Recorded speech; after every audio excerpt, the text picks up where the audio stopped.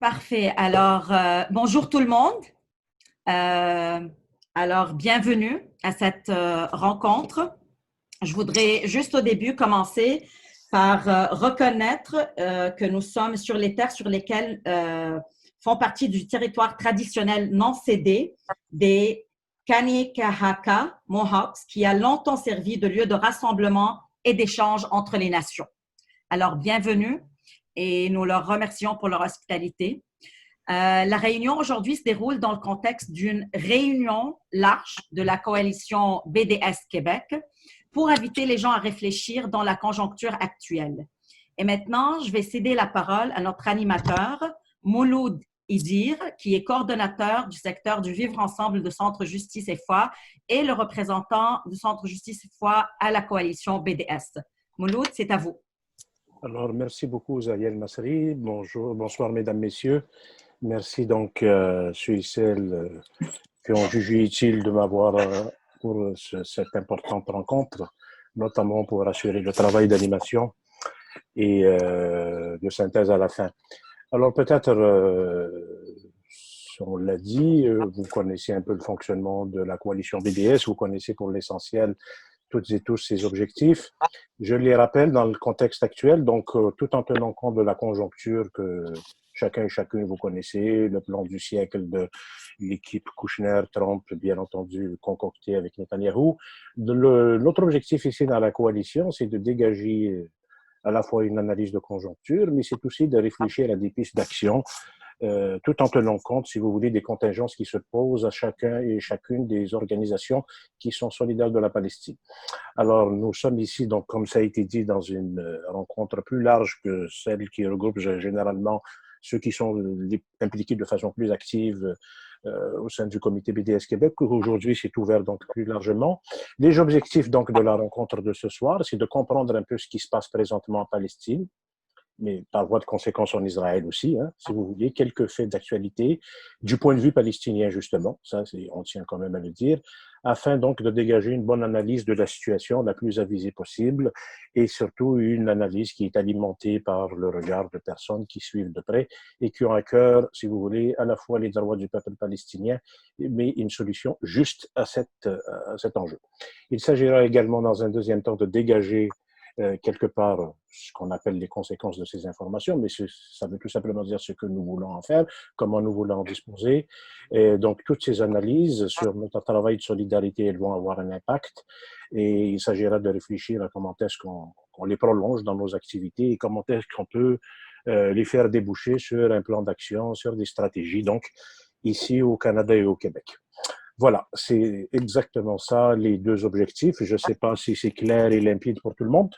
Est-ce que je peux avoir une approbation comme ça? Oui. Voilà, oui. ça me semble clair. Alors voilà, une fois que ces deux objectifs que je viens d'énumérer expliqués, maintenant c'est le déroulement de la soirée que j'aimerais expliquer brièvement. Donc, dans un premier temps, donc, la rencontre va se dérouler en 2 temps et sur 2 heures. Bon, mais j'imagine bien qu'on va pouvoir peut-être dépasser si jamais les échanges dépassent un peu le temps que nous avons prévu et qui est imparti. Je tiens à dire que nous avons le Zoom qui est une gracieuseté de l'ACOSI, l'Association québécoise des organismes de coopération internationale, que je remercie en votre nom à tous et à toutes. Donc, dans un premier temps, donc, le déroulement, ça va être un panel avec Yara, Hawari et Michel Warschawski sur ce qui se passe en Palestine et en Israël. Et donc, un panel, c'est 2 fois 40 minutes, 2 fois 20 minutes. Ensuite, tout ça va durer quelque chose comme 70 minutes à peu près. Ça va être animé par la professeure Dyala Hamzah de l'Université de Montréal. Alors, avant de présenter Dyala Hamzah, je tiens à vous dire que lorsque nous allons faire défiler les propos de Yara Hawari et de Michel Warschawski, c'est un préenregistrement qui a été fait. Tout au long, donc, vous pouvez si vous avez des éléments, des interrogations, ou s'il y a des questions, ou s'il y a des réflexions qui jaillissent, je vous invite donc à les écrire et on sera en disposer donc plus tard. Alors, je vous dis tout de suite aussi, avant de présenter toujours Dyala Hamzah, que je vous inviterai pour toutes et tous à éteindre votre micro pour que le bruit, que vous ne contrôlez sans doute pas, le bruit ambiant autour de vous, pour qu'il n'indispose pas le déroulement de la rencontre. Alors, j'ai le plaisir et l'honneur de présenter Dyala Hamzah, que je découvre en même temps que vous. Malheureusement, je n'ai pas eu la chance de la rencontrer. Dyala Hamzah est professeur adjointe au département d'histoire de l'Université de Montréal. Est-ce que je peux toujours dire professeur adjoint, Dyala Hamzah? Non, agrégé depuis quelques temps. Voilà, alors il y a une information quelque part qui n'a pas été mise à jour. Je l'ai pris sur le site, la version française du site de l'Université de Montréal. Vos intérêts de recherche portent sur l'émergence d'un espace public que vous appelez transnational pendant la Renaissance arabe, ce qui est mieux connu sous le nom de la Nahda, les enjeux de l'instruction et de la citoyenneté aux époques coloniales et postcoloniales. Vous vous intéressez au rôle central de la presse, des associations et des professions, ainsi qu'aux effets du pluralisme juridique dans le contexte des réformes centralisatrices de l'Empire ottoman, en particulier au XIXe siècle, et vous analysez le rapport que ce que vous appelez la classe moyenne de l'époque a entretenu avec certaines formations idéologiques de l'époque, que vous appelez l'ottomanisme, le panislamisme et le panarabisme, en analysant un peu leur arrimage institutionnel. Je ne rendrai pas justice sans doute à votre CV, ni à votre champ d'expertise, ni non plus aux thématiques que vous couvrez dans votre enseignement. Peut-être dire que quelques-unes de vos publications. Vous avez dirigé en 2012 un livre publié chez Routledge qui a pour titre The Making of the Arab Intellectuals, 1860-1960, Empire, Public Sphere and the Colonial Coordinate of Selfhood.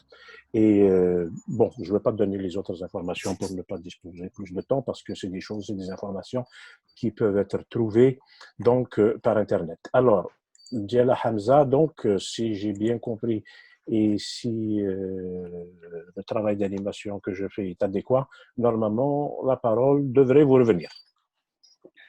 Merci beaucoup Mouloud de cette introduction généreuse et trop longue. Et il ne s'agit pas de moi ce soir, il s'agit donc de Yara Hawari et Michel Warschawski qui donc ont très gentiment accepté cette invitation qu'on leur a adressée, donc de parler chacun une vingtaine de minutes autour de questions qu'on leur avait posées au préalable.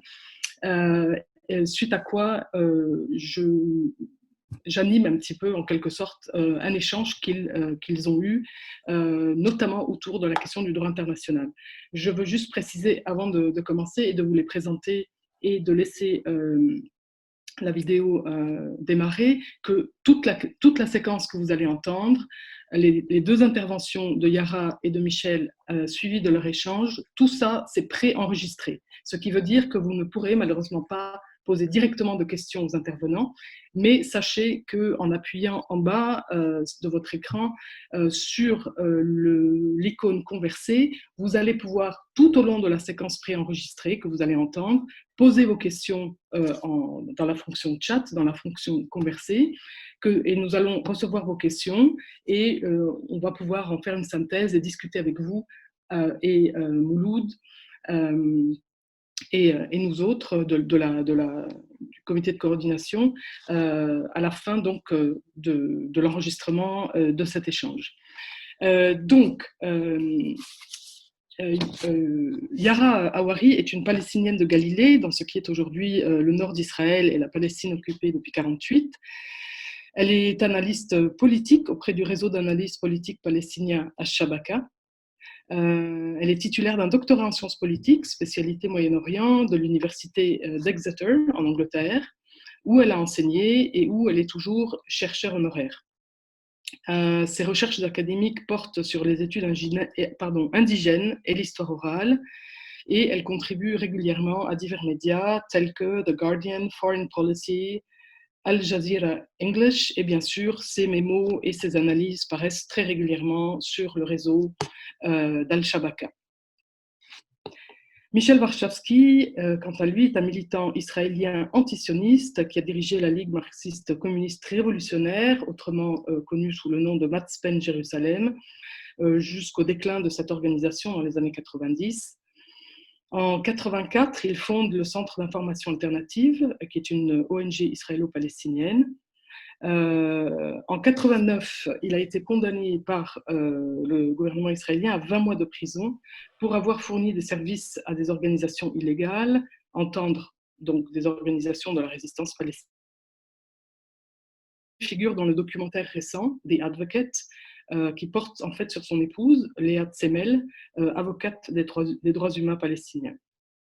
Les articles de Michel Warschawski paraissent régulièrement dans International Viewpoint, dans le monde diplomatique, sur Znet, dans Monthly Review et dans une revue préalablement hebdomadaire qui est désormais mensuelle, Ciné mensuel. Ces articles paraissent également, bien entendu, sur son blog personnel. Michel Warschawski a été à 2 reprises, en 2006 et en 2015, candidat aux élections parlementaires israéliennes sur les listes de partis arabes israéliens, The National Democratic Assembly et The Joint List. Alors, avant donc de leur laisser la parole, encore une fois une parole préenregistrée, je voudrais vous dire les 3 questions principales qu'on leur a posées et qu'ils ont traitées donc comme ils l'ont entendu. La première était portée sur le plan Trump, le fameux deal du siècle. La question était: qu'envisage le plan du siècle de Trump pour les Palestiniens? La deuxième question: que signifie ce nouveau gouvernement de coalition israélien entre Netanyahou et Gantz? Que signifie donc ce nouveau gouvernement de coalition pour les Palestiniens? Et la troisième question: que signifie ou quelles seraient les conséquences d'un démantèlement éventuel de l'autorité palestinienne pour les Palestiniens aujourd'hui et pour leur avenir? Voilà les 3 questions qui ont été posées à ces intervenants. Donc, vous allez écouter dans une première partie Yara Hawari qui va parler une vingtaine de minutes. Ensuite, Michel Warschawski répondra à ces mêmes 3 questions, suite à quoi je les ai retrouvés et nous avons conversé autour de la question du droit international et de la question de la Palestine. Abigail, donc je te passe la main, je me tais et en avant la musique.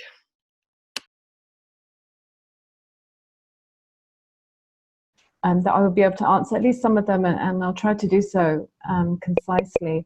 Now, I want to address the first question which you asked, which is with regards to the Trump plan. Now, earlier this year, the Trump plan was put forward, and many people reacted in shock at its contents. Now, I think here it's important to note that the plan, it didn't radically break from what has been previously offered or presented to Palestinians as possible futures. I would actually argue that it follows the traditional peace proposals and certainly a continuation of US foreign policy over the past decades in which Palestinian futures are not at all premised on fundamental rights and where Palestinian aspirations of sovereignty are disregarded.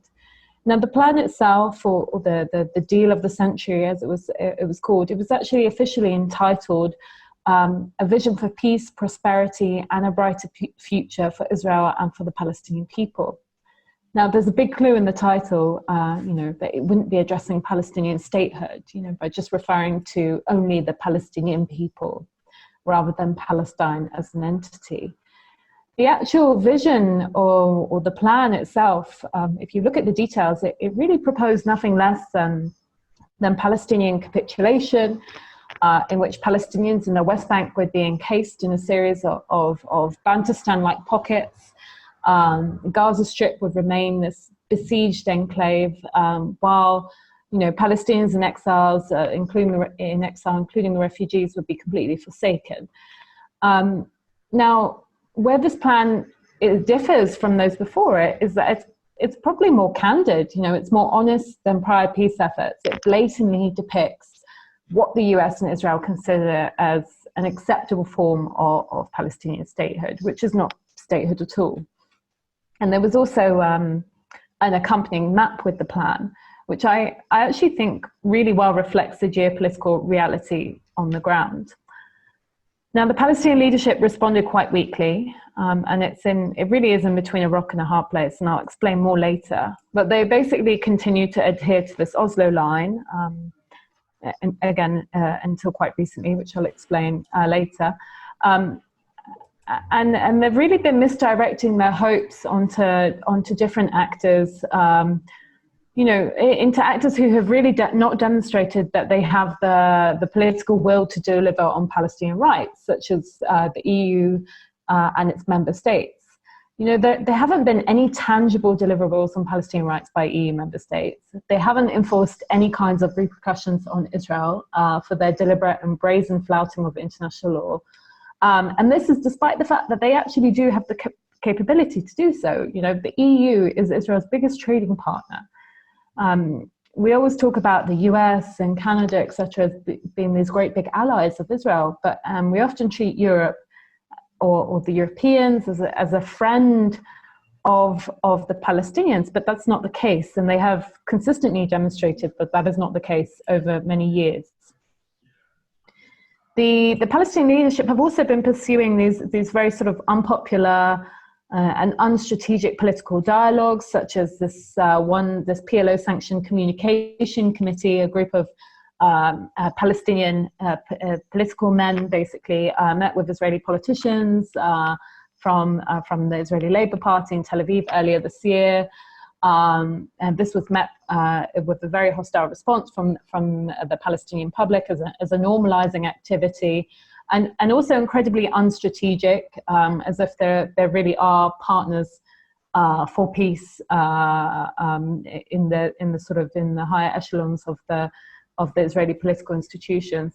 Now, there was also this latest declaration by the Palestinian president to cancel all the agreements with Israel and America. And this follows very similar declarations and threats that we have seen over the years, which have amounted to very little. Now, the extent to which these agreements will be actually cancelled sort of remains to be seen. I think we can assume that they won't be.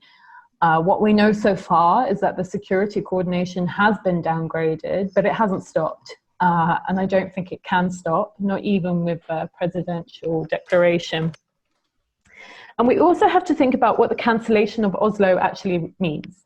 Does it mean the extinguishing of the PA itself? The PA was created by Oslo as an interim government. So when it says that it cancels the Oslo agreements, is it a self-extinguishing prophecy? So I think these are very important questions we have to ask ourselves when we're looking at the Palestinian Authority, which is the de facto Palestinian leadership. It's not the Palestinian representative body, which I stress and always will stress that the PLO is considered the legitimate representative of the Palestinian people. And the PA is actually separate to that and was created by Oslo as this interim government, as a sort of temporary government until Palestinians formulate a state, which they have not been able to do thus far. Now, whilst all of this has been going on, Israel has been facing a lot of internal political drama. We've seen 3 elections over a year, and they've all, sort of failed to achieve a majority. In the end, there was this national unity emergency government that was agreed upon between Netanyahu and his political opponent, Benny Gantz. A lot of liberal Zionists who placed their hope in Benny Gantz and his coalition, the Blue and White Coalition, sort of viewed this deal, this unity deal, as collaboration, as something traitorous. Because Benny Gantz basically run his campaign on a very anti-Netanyahu ticket. His rhetoric was about tackling corruption, it was very anti-Bibi. And then in the end, what he does is he gets into bed with Bibi in the new government. At the same time, a lot of international diplomats had actually placed their hope in Gantz as this potential opponent to annexation, as a potential partner for peace. And a lot of European Union officials even, have reported to have directly warned Gantz that he should not be entering into a deal which would include annexation. Now, I really think this is naive, and it was naive and misplaced hope. Benny Gantz is a man who used images of indiscriminate bombing of Gaza during his election campaigns, the one that bragged about Gaza going back to the Stone Age. This is not a man who who gave any inclination that he would, vis-a-vis the Palestinians, offer any kind of different policy than Netanyahu. And let's not forget as well, he also talked about annexation and actually at one point claimed that Netanyahu had plagiarized the idea of annexation from Blue and White. So I think these are all very important points that should have been factored into this assessment of Benny Gantz, but people were so anti-Bibi, it sort of blinded them to the reality, which is that Gantz is this sort of desperate Bibi copycat. Now, the unity deal that was signed between Netanyahu and Gantz included annexation, basically allowing them to put forward legislation to the cabinet and the Knesset to de jure annex parts of the West Bank after July 1st. And I think here I want to take a little bit of time just to unpack the term annexation and what it means. Now, the term itself, it's a legal one. It's used by international law to describe when following the forced acquisition of territory by an occupying regime, that occupier applies its sovereignty over the occupied territory. Now, this is an act that is recognized as illegal under international law. It's being reaffirmed by the UN Security Council as such in the case of Israel's occupation of the West Bank, Gaza, and the Syrian Golan many times. We know that there's another infamous recent case of annexation was when Russia applied its sovereignty over Crimea. And as a result, it suffered sanctions by the international community as a punishment for breaching international law. Now, I think sometimes with all of this legal jargon, we lose what it actually means on the ground, when that annexation actually means and how it manifests. Annexation is quite simply, the theft of land, the total control over it and the resources, and usually the displacement of large swaths of the Palestinian indigenous population.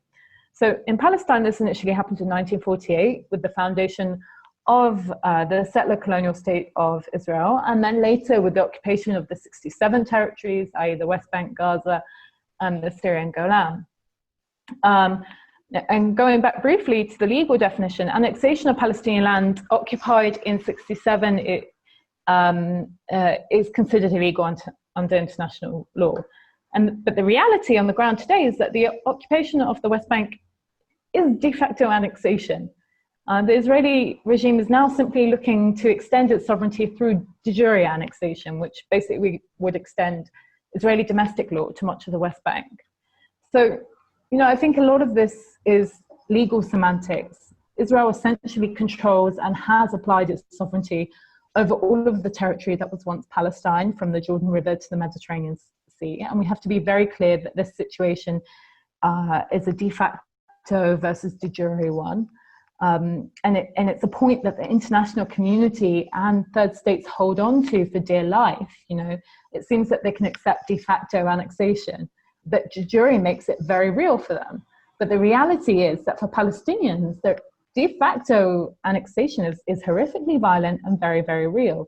It just doesn't warrant the same response, or it doesn't get the same response as de jure annexation. And in response to the unity government's declared annexation position, there were EU member states that warned and strongly advised Israel against annexing Palestinian land. But unfortunately, we know that this kind of condemnation, or European or diplomatic condemnation, follows a pattern in which these kind of sort of words are presented to Israel with no threat of consequences or repercussions. And we've seen this happening before when Israel annexed Jerusalem in 1980 in response to the unity government's declaration or inclusion of annexation in its deal.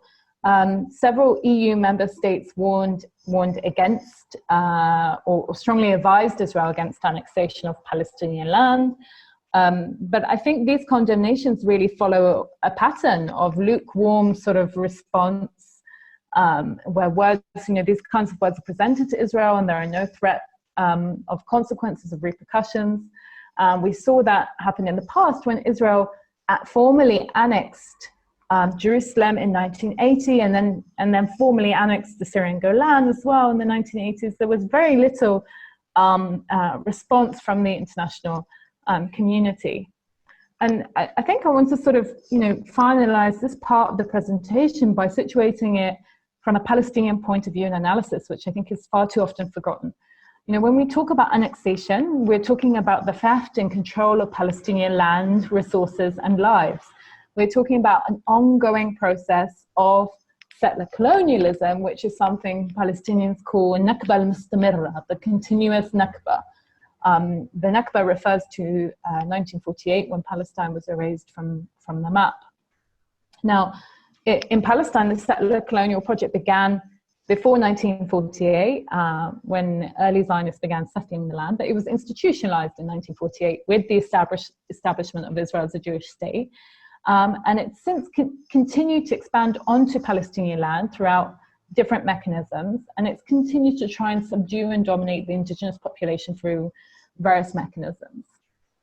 So I think the contents of the unity deal between Netanyahu and Gantz, and particularly the points about annexation, are not surprising at all. I think annexation has always been on the cards.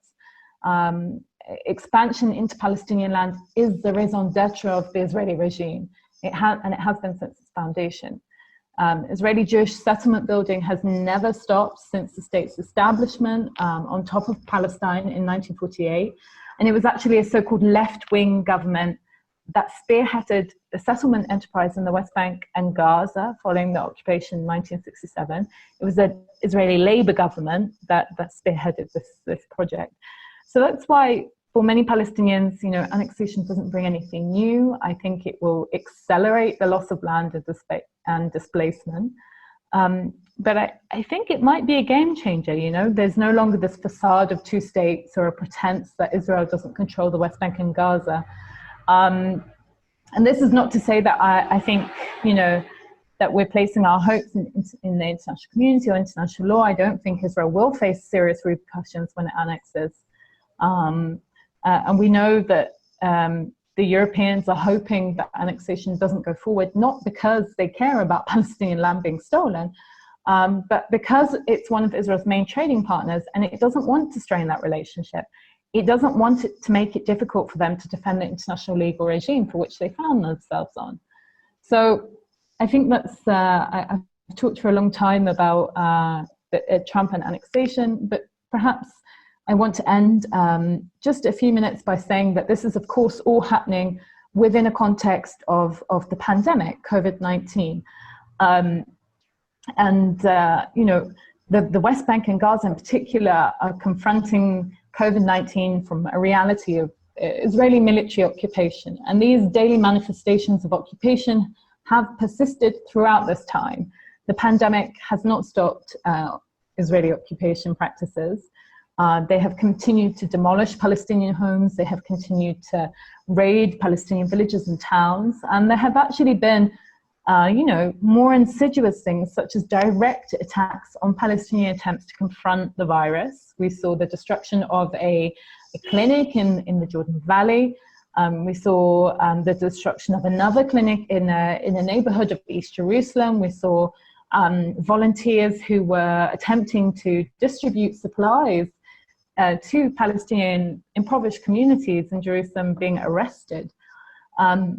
So I think this is, something that we always have to remember, that, one of the liberal and sort of capitalist narratives around the world was that Corona was this great equalizer, and that we're all on this sort of same level in the face of this pandemic. And that's simply not true. Communities of color, working class communities have been suffering more, have been greatly affected more than others under this pandemic, and Palestinians are no exception to that. They have been living in the West Bank and Gaza under military occupation for 53 years. This has resulted in a completely depleted health system, which is totally donor reliant and at the mercy of Israel, which controls the borders and the supply routes.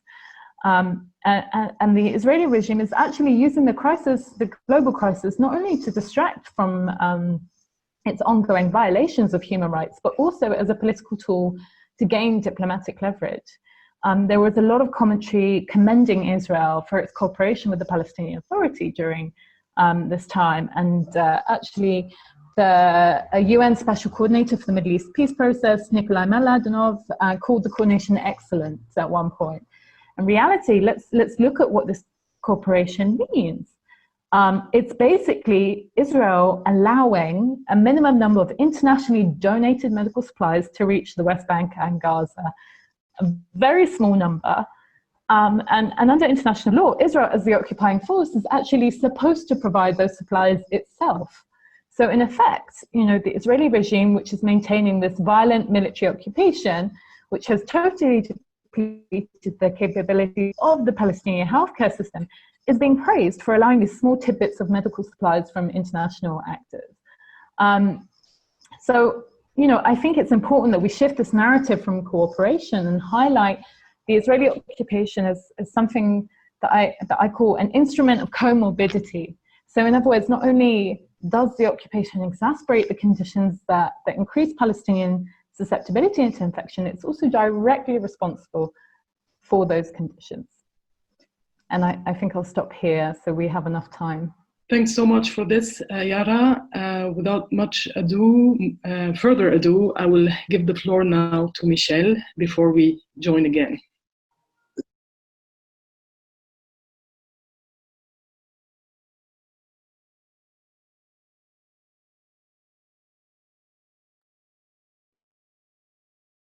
Like with many other Trump initiatives, his deal of the century is completely a non-entity, something completely lunatic, disconnected from the real world. And he believes that history starts with him. He never made any homework and ignored totally decades of diplomatic initiatives, including the initiatives in which the US State of Department was deeply involved. In that sense, I would disagree on one point with Yara. The Trump deal of the century is different from the Oslo process. Though it was a bad political framework, it took into consideration the existence of the Palestinian national movement and some of its basic demands. And the Oslo process was the result of a long process of open and secret talks. With Trump's deal of the century, there is a total ignorance and total lack of taking into consideration all this political and diplomatic history. Everything starts now. This is why I think we have to relate to this deal of the century. In the present diplomatic framework, the Palestinians are really a non-entity. And they have to take it into consideration. They cannot, in my opinion, continue to wait for to be invited to a negotiation or to a kind of process in which they don't exist. In a sense, Yara is right. At least now cards are open. It's not anymore a hidden policy. It is an official policy, but it means, and this is on what the Palestinian national movement, the Palestinian national political organizations, and the organization of the Palestinian civil society should work on. What kind of alternative strategy? The old strategy, waiting for Washington to be a kind of the old framework, the post-Oslo framework, the end of the 80s, we have been working in the Oslo process, the Oslo framework. And I think thanks to Netanyahu and thanks to Donald Trump, this process is over. Now, as an Israeli activist, I am the last one to have the ability and the right to say to the Palestinians what to do next. But it's clear that the general framework has changed, and to be waiting the international community, meaning the US, to be a mediator in negotiations between the Israeli state and the Palestinian national movement is not anymore the agenda. Now, what does it mean? As I said, I don't think it's my right to tell the Palestinians what to do. They have used series of strategies: armed struggle, popular resistance, diplomatic struggle. I think it's time to reevaluate the global framework and accordingly what should be the strategy for the next decade. One thing I would like to say to the Palestinians, wherever they are, don't fall in the trap of everyone who is not Netanyahu would be better. And Benny Gantz's performance is very expected, though maybe sad, expression of the fact that there is no alternative today in the framework of the Israeli politics. There is one good news for the Palestinians.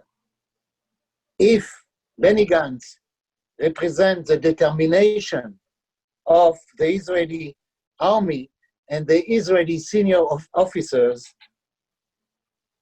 they should be more optimistic about their future. This lack of any determination, which was reflected in the last couple of months by the behavior of Gantz, who could have been an alternative to Netanyahu, at least to get rid of his corrupted, extremely corrupted regime, show that there is no alternative in that sense. And unfortunately, I met too many Palestinians who had illusions about this kind of alternative. No, Benny Gantz and whoever is now in the Israeli parliament or running the Israeli political system are fundamentally and basically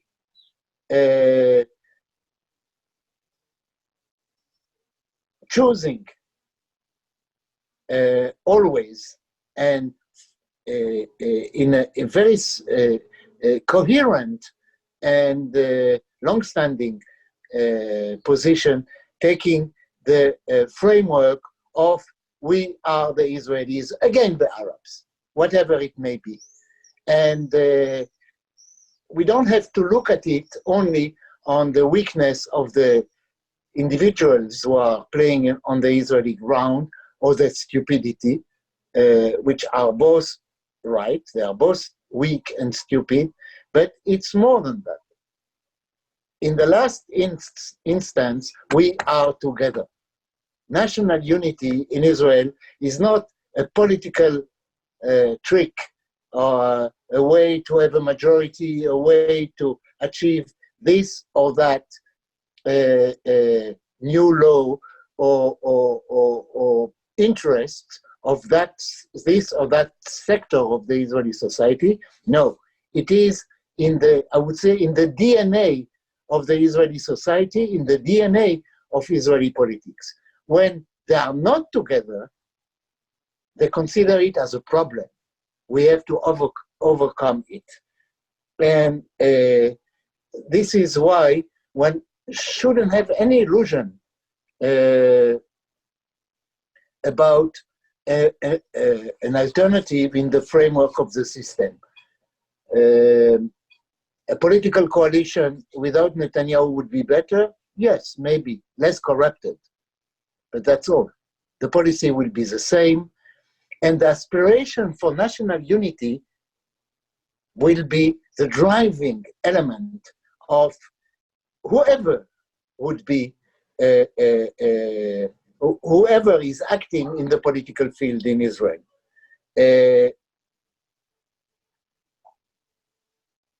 I would like to add, because I just heard today, I had another debate, I had a debate before, how can we explain what seems to be, in addition to this aspiration to national unity, we have to be together because we are protecting our nation state. In addition to that, I believe personally that we have in Israel, in addition to the fact that it is, and it's bad enough to have a colonial state, a colonial structure, a colonial policy since ever, I believe we have a mafia government. And I believe I share the hypothesis of Ehud Barak, which is usually not my piece of cake, but Ehud Barak will say he is convinced, he has no proof, that Netanyahu's family and Netanyahu's gang is blackmailing Benny Gantz, on something we don't know. And it's so typical of that kind of regime, using mafia methods to neutralize their opposition. But I think we should look somewhere else, completely somewhere else. The good news of the last few years have been the emergence of a real political national leadership of the Palestinian minority inside Israel. So you mentioned that I was one of the candidates in the list. This is not what is important. What is important is the very existence of a united political leadership with communist, radical nationalist, conservative nationalist, Islamic currents to be together, and the understanding that this is the only way to build an opposition in Israel. Our role as Israeli Jewish activists in Israel is to explain to the few thousands, maybe tens of thousands, but very few, of women and men who would like to see a change, would like to end the occupation, who hate the settlers. You should accept Palestinian leadership today. They are leading the struggle in Israel. It's over the time where we were leading the demonstration and the Palestinians were at the end supporting us. It is finished. We are in a new era on that instance, in a new era in which any opposition in Israel, in order to be efficient, has to accept the Palestinian leadership. Not only because they are, by large, the majority of our forces in the big sense, but because they are the only one who can offer an alternative. And this is a real revolution in the minds of among those I know, I call the good Israelis, the people who would like to see a better reality, who would like to see the Palestinians living in freedom, even with the existence of the state of Israel. If we want this change, we have to understand that it's over. We have to accept Palestinian leading this struggle. And we have seen it in the big demonstrations against the new constitutional law about Israel as a nation state of the Jewish people, where for the first time, and I was happy like a child looking at it, the first rows of the demonstration were not ourselves, but were the Palestinian leadership in Tel Aviv. And we have to accept this leadership. For me, this is a very important Copernican revolution we have to work on in our camp if we want any change to happen. The second point we have to take into consideration is that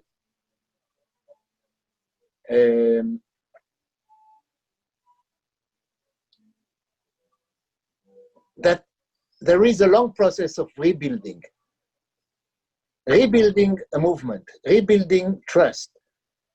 What characterizes fascist regimes, and I endorse Zeev Sternel, one of the most famous political scientists in Israel, and a Zionist by itself, who say we have today a fascist state. We have to understand it. We have a fascist state, not a genocidal one until now, but a fascist like European fascism in the 30s. And this also asks us to readapt our policies. The classical rules of the game in Israel, in Israeli politics, are over. And what does it mean? I don't know, except one thing I say, to accept the Palestinian leadership, to build an active opposition, an efficient opposition. It has to be led by the Palestinians. They are the majority, they are the one who have everything to lose and everything to win. Now, a last point concerning Abu Mazen. I don't believe that the Palestinian National Authority will fulfill the strong statements of the last few weeks. They will not. They are too dependent from the international community, economically speaking, and more than that, the Palestinian security forces are completely integrated in the Israeli system. This is a worst thing which happened to the Palestinians in the last decade. I am sure, I cannot prove it, that some of the security senior officers of the Palestinian forces are on the payroll of the Israelis. I am sure of that. And if they don't receive a check, they'll receive many other benefits. They are part of them, not every Palestinian policeman, but the part of the security establishment of the Palestinian Authority today is totally integrated and subjugated to the Israeli occupation forces.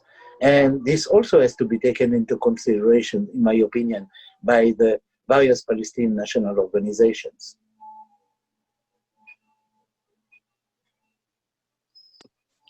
Thank you very much, Michel.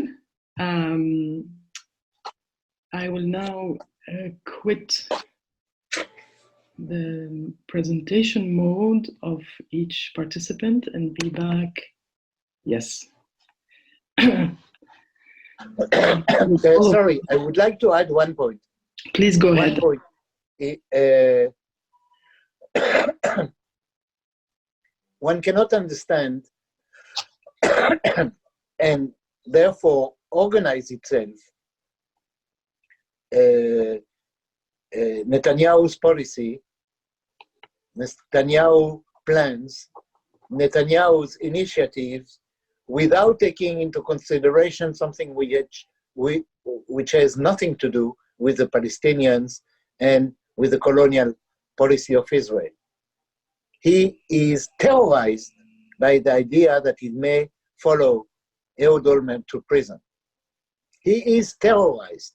And every of his political initiative, political statement, whether or not to annex the Jordan Valley or other things like that, the first of his preoccupation is not any kind of looking at Israel interests, even from his point of view, but how to evade prison. and this is where we have some chances to succeed. When you have a prime minister who is really panicking with the idea of going to prison, it will take years. But this idea, I just yesterday wrote an open letter to Netanyahu saying, you know, I was in Netanyahu, in Masiyahu prison. It's not so terrible. If you want some advices, I will give you. But I suggest to my Palestinian friends always to have it in mind when they want to evaluate what will be Netanyahu's next move. Thank you very much, Michel. Yara, would you like? Yeah. Would you like to react to this point that Michel just made, or to his presentation, since he had the advantage of listening to you first and he was able to actually react to your speech before we move to the other questions? No, I think we can go into the questions. I don't have too much to react to. Okay, okay. Ok, alors j'avais oublié de préciser une chose, c'est qu'avant le lancement de la troisième partie, qui est donc la conversation entre Yara Hawari et Michel Warschawski, on vous accorde généreusement 5 minutes de pause pour respirer et digérer un petit peu ces deux présentations individuelles. Donc il est 19h10, 19h05. Voilà, il est 18h58 à mon horloge, donc disons 5 minutes ou 10 minutes, je ne sais pas. Qu'est-ce que vous en pensez les uns et les autres? 5 minutes. Donc, disons qu'on reprend à 19h05. Merci, Dyala. Merci, Mouloud. Merci à tous. Thanks again for such rich perspectives on the situation and for trying to make it happen in 15 minutes. I know the questions were very complex and would have needed much more time, which we don't have. So if you're fine with that, I suggest we refocus maybe the conversation around international law. Where is international law in this whole equation? Can it still deliver a viable and sovereign state inside the 1967 borders? Is this what we should be concentrating on? I recently read one of your memos for Shabaka, Yara, where you were actually saying, advocating for a rights-based first approach, i.e. whereby Palestinians should concentrate on first getting their rights before negotiating any solution.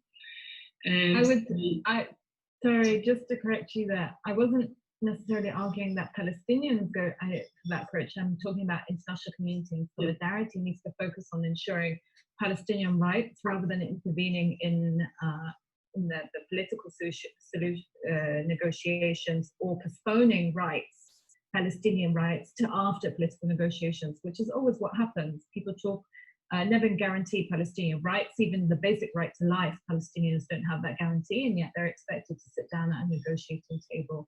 And it seems to be such a bizarre prioritization to me. The priority has to be of the international community and those of solidarity to ensure the fundamentals of Palestinian social, political, economic rights, and for Palestinians and Israelis to reconfigure a political solution, not the other way around. Absolutely, and I was also thinking about your the paper you wrote some years ago, Michel, about the role of the UN, which has been totally sidelined, marginalized, at least since the Oslo process, since Madrid, basically. So is there still a way that the Palestinians or that the international community could still push in order to guarantee for the Palestinians to get their rights, to get self-determination through the UN? Is there any other mechanism that could be put forward for them to achieve this? Where are we today as far as international law is concerned? Michel, would you like to? I believe in international law. I think it's important that the international system is working according to some rules, and otherwise it's a jungle, and the domination of the powerful. The United Nations Charter, the countless United Nations resolutions are fixing the framework of what should be. And it's important to be safe, though we know that the UN has a very limited power. But I would like to go back to something else related to what you asked Yara. It is a question of the solution. Now, Yara, I am from another generation, and I remember the Algerian War.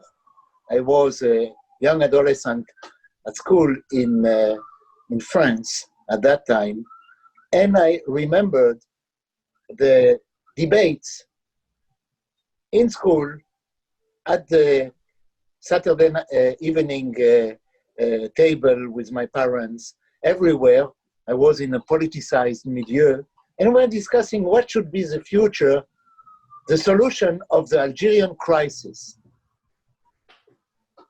And half a dozen or more scenarios were put on the table. Autonomy in the framework of the French Empire, to give citizenship to the Muslim in Algeria, and so on and so on. As long as the relation of forces were favorable to the French, these were complete, I would say, Talmudic discussions that were abstract and not connected to reality. And we could discuss for hours and hours what should be.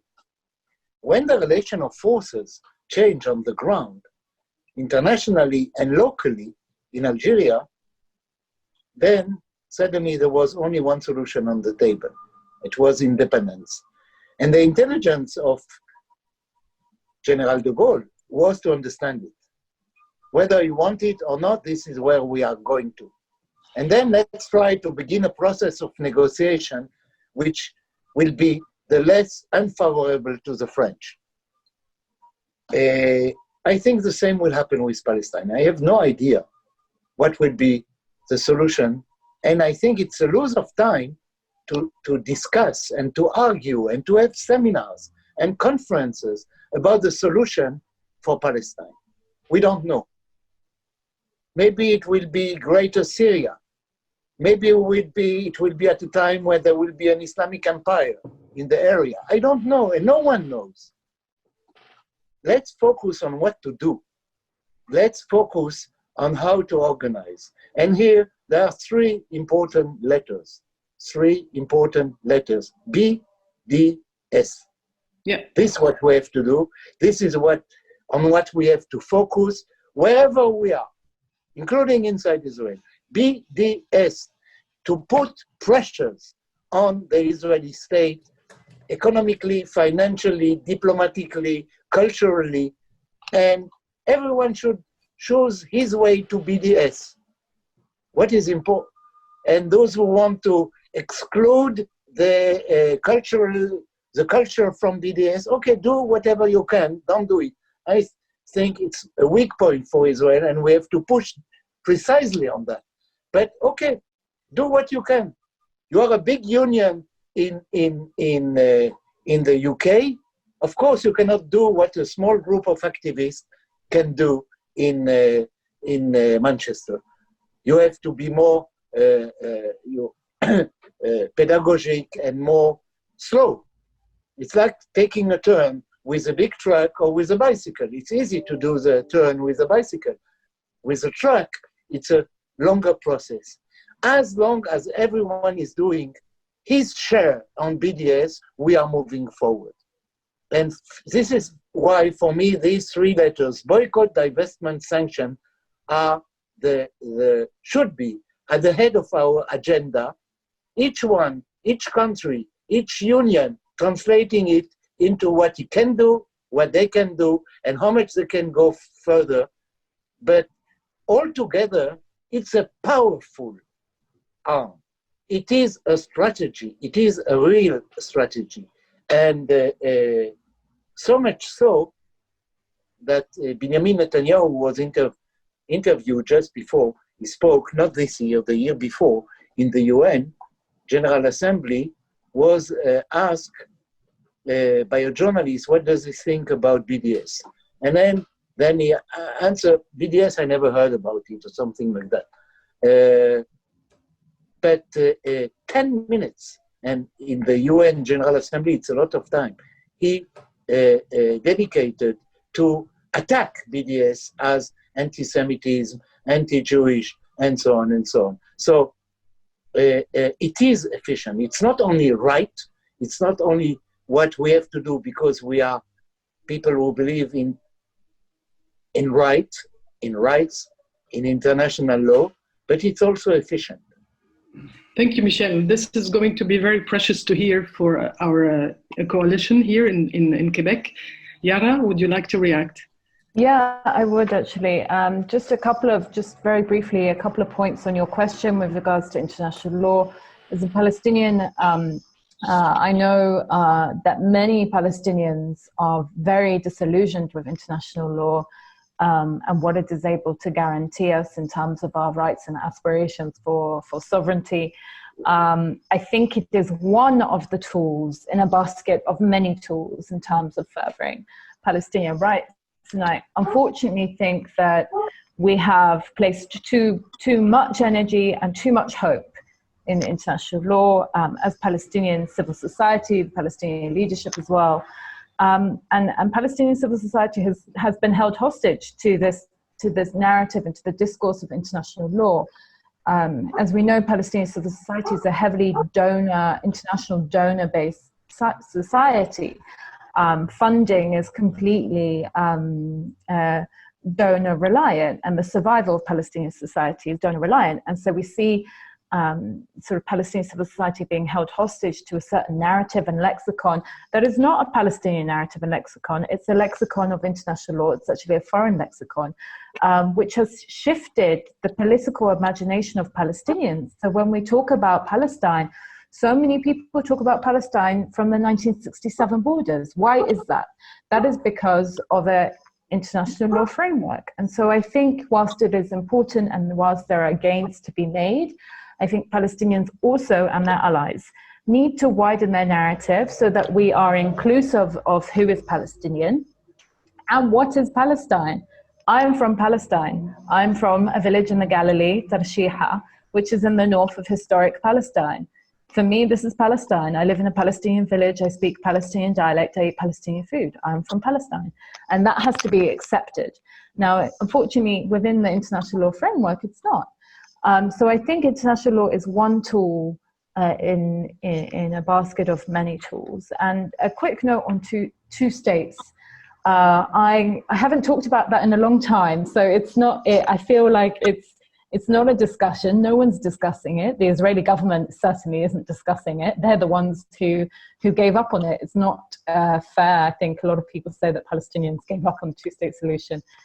Israel even got rid of that possibility many, many decades ago. And I think it's also not useful and not useful to have this two-state, one-state debate, because I think the reality on the ground is a one-state reality. It's a regime, a settler colonial regime, which uses a mechanism of apartheid from the river to the sea. And now, as Palestinians and as anti-Zionist comrades, we have to decide what that regime will look like. The reality is already here. It's not a question anymore whether there will be a Palestinian state. There is a one-state reality. And we have to decide how we want that political configuration to look like. It's not an easy one. I'm oversimplifying it, of course. But it's not to say that it's a simple feat. It's certainly not. It certainly won't be simple to dismantle this incredibly unjust and awful regime. And then a final point about BDS, I do think it's such an important tactic and should be part of the wider Palestinian strategy. I think, as Michel said, do what you can But I think every aspect of BDS should be ideologically accepted, even if it makes people uncomfortable. And that is the point of solidarity and of struggle. Struggle is called struggle because it's not easy. It should be uncomfortable. People feel uncomfortable about the cultural boycott. It is uncomfortable, but it's effective. Israel fears this. Israel is afraid of being isolated from the world. It so desperately wants to be part of Europe. We need the regime to understand that what they're doing is unacceptable. And one of the most effective ways has been BDS. So ideologically, BDS has to be, sort of adopted wholeheartedly in all of its different aspects. And of course, you do what you can. But if as an ally, as a comrade, you are uncomfortable, then you're probably in the right direction. Thanks to both. Yes, can I add something? To come back to this two-state, one-state, I was reminded of something Rashid Al-Khaldi said quite recently when discussing his new book, 100 Years War on Palestine. He spoke today of a one-state status quo. So the question that I would like to bounce back to you is, what role is there today to what you've described, Yara, as a Palestinian civil society which is very dependent on donors? What role can it play to break that status quo? And what role, on the other side, can Palestinians inside of Israel, whether the civil society or the Unified Arab Party, what can they play? How will they play? No, not how will they play. We cannot foresee the future, but what likelihood or what means, what space is there for these civil societies and forces to break that one-state status quo? Who would like to? Maybe Michel, would you like to respond?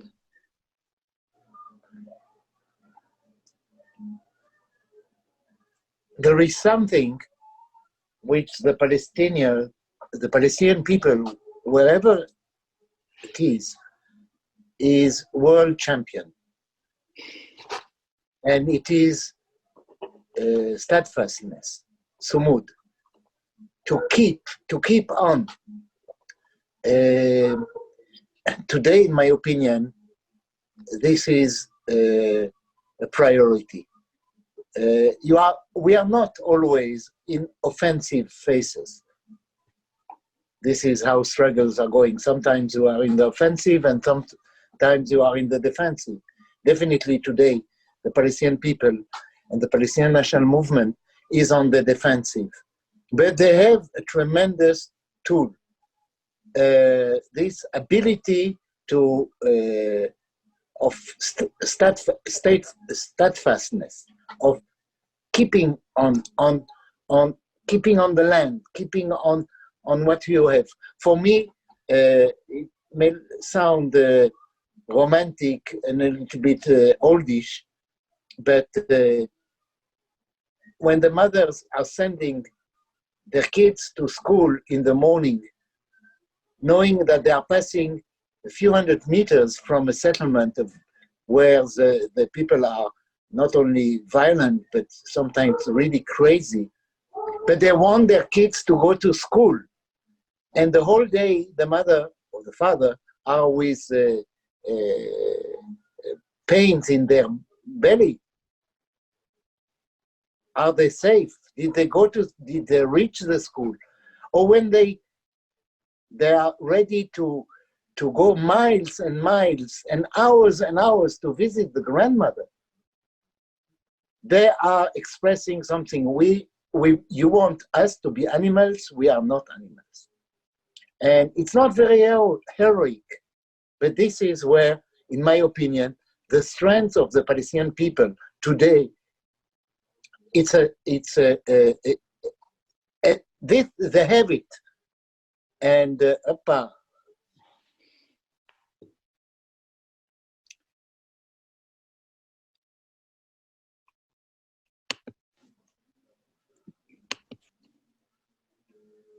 We have been cut again. Yes. And this ability to keep on, to resist, is not heroic, but it's the main armament which today the Palestinians have. On a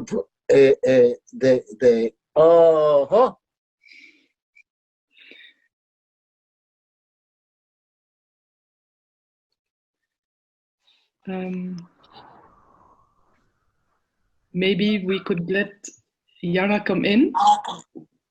Michel? Here I am. You're Yes. back. I am back. Okay.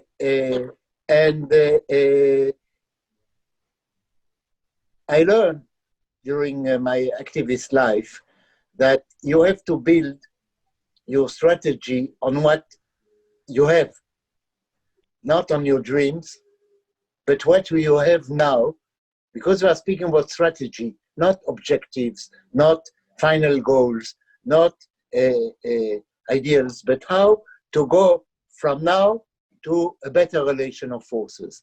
And this is why I am so, I am in fact not at all pessimistic, unlike many of my friends, Palestinians as well as Israeli anti-colonialists.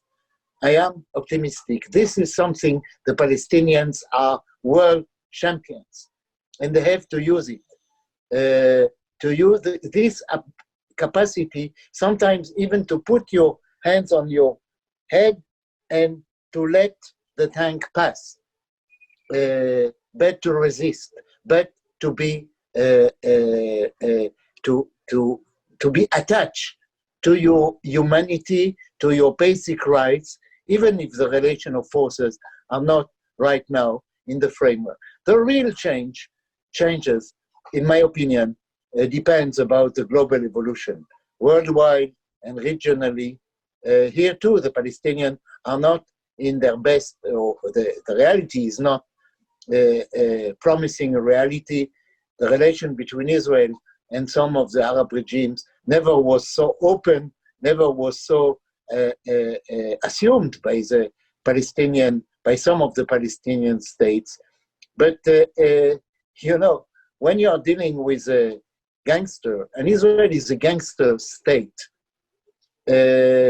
even those who are your friends at the moment feel that they are trying to cheat you. And I am quite convinced that the whole system of alliances in the area will be jeopardized by the dynamic of the colonial nature of Israel to have more and more and more land and more power. And at a certain moment, they will lose their own allies because they will try they will jeopardize their own power, not taking into consideration their local public opinions and the deep solidarity which exists all over the area among the peoples of the area toward the Palestinians and their rights. Yeah, we've seen Jordan beginning to make some noises. Whether they will carry through or not is another story. But Yara, would you like to come back to this point of the role of Palestinian civil society, whether in the occupied West Bank and Gaza and inside of Israel? Yeah, I would. I mean, I think civil societies all around the world play an important part in terms of the politics and the political culture, but I also don't want to let the Palestinian leadership off the hook.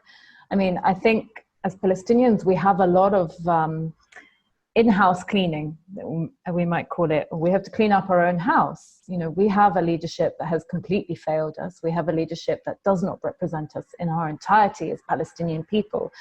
We have to recognize as well that we're not only fighting settler colonialism, a settler colonial project of Eurasia, we're also fighting capitalism and neoliberalism and patriarchy. And we can't, forget about these things and fight one, because they're all intertwined and they all work together to oppress us. You look at the economy in the West Bank and Gaza, and the complete neoliberalization of that economy and of Palestinian civil society. It's a form of collaboration between the Palestinian Authority and the Israeli government, and it's one that completely debilitates debilitates Palestinian agency. And I say this importantly, not as an economic expert, because I'm certainly not that, but as someone who has studied and looked at political struggles in the past, and one of our favorite as Palestinian struggles to compare ourselves to is the South African one. And I think there are many points to learn from in the case of South Africa.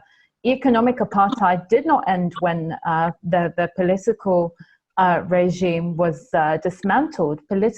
Economic apartheid exists and thrives in South Africa, and it continues to do so because the new government, the ANC government, agreed to have a continuation of economic ministers from the apartheid regime, which was,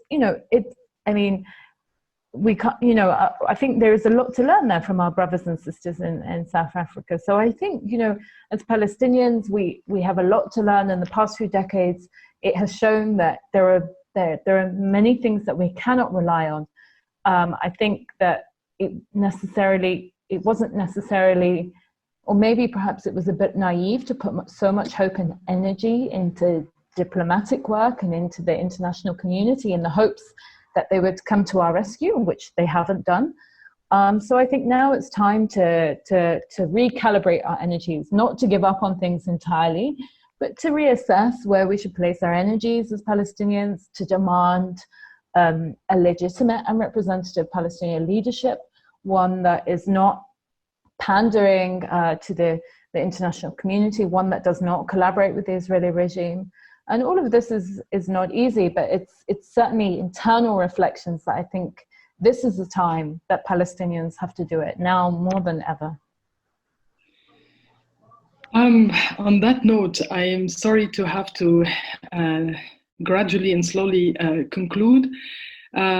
I'm sorry because I would have loved to spend another hour with you discussing so many questions that we haven't necessarily addressed. But if you'll allow me maybe to put to you a question that is very often raised by the solidarity movement, and by, more specifically, maybe by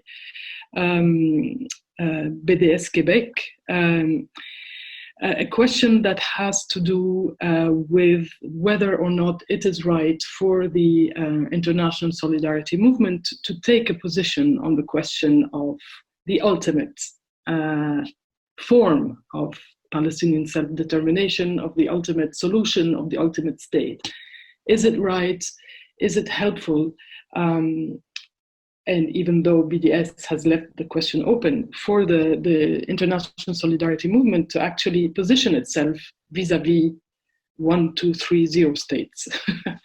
And maybe we'll end there. Michel, would you like to maybe give us your point? Yeah, and then, I already expressed my opinion about that. Let's not spend our time in discussing what will be the solution. We have no idea. What is our dreams, our aspiration? This is very individual. And what is important is if I may cut you. It's about, I think the BDS keeps bouncing back this question because they feel they do not have enough tools to argue back to those who tell them that they are, by endorsing BDS, by boycotting Israel, etc., they are for this or that solution. So I think it's about the movement needing nourishment, needing arguments to push back when the question hits them by opposing forces. No, I persist on that issue. Let's argue in BDS-Québec and in the solidarity movement, as well, of course, as the Palestinian national movement first, the PLO and the various political and social civil society of Palestinian organization, what should we do next? Not what is the solution. Okay. What we should do in order to improve the relation of forces. And this is a question to improve in every struggle. The question is how you build relation of forces, not what you are dreaming for. And this is why, personally, it's a statement which I made 10 years ago. I will not enter the discussion about the solution. Okay. I will. I think that what is important, what should we do next? How should we improve our positions and in the present time defensive position in order to make it offensive and finally to achieve what is important is the Palestinian rights, the whole of the Palestinian rights, never forgetting the refugees who are the core of the Palestinian question, not as a subsidiary question. It is the main question. Yes. And every attempt to, but the question is, for us should be how we improve the relation of forces, how we strengthen ourselves in order to reach what we are fighting for. Yara, thank you. I think in terms of, I think BDS's position is the right one, and that is to focus on the three main sort of tenets or political points, which is the end of the military occupation of the 67 territories, the right of return of the refugees, and equal and full rights for the Palestinian citizens of Israel.